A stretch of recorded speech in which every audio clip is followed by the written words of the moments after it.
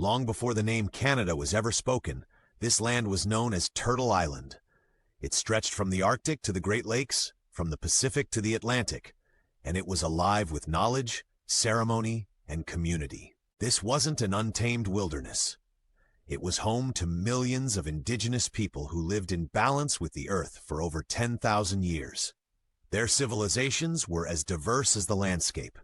In the northeast, the Haudenosaunee Confederacy, also known as the Iroquois, built one of the world's earliest participatory democracies.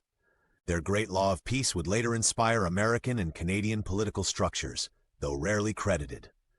To the west, the Salish, Haida, and Tlingit carved towering totem poles and navigated the Pacific in cedar canoes. Their societies thrived on rich marine ecosystems and practiced sustainable fishing long before the term existed. On the plains, the Blackfoot, Cree, and Assiniboine followed the buffalo herds, built mobile communities of teepees, and lived by complex seasonal cycles. Their governance systems, oral traditions, and spiritual philosophies were passed through generations with precision and reverence. Farther north, the Inuit mastered survival in one of the world's harshest climates.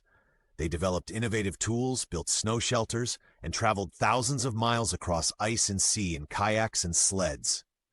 Each nation had its own language, legal systems, environmental stewardship practices, and spiritual beliefs, often centered around reciprocity with the land, not ownership of it.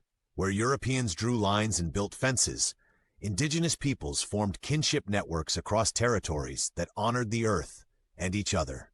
They farmed, traded, healed, and governed. They told stories older than pyramids. They buried their dead in sacred grounds and watched the stars for guidance. But when Europeans arrived, they didn't see civilization. They saw land to claim, resources to exploit, people to convert or erase. And they brought with them more than just greed. They brought disease, doctrine, and a hunger for empire.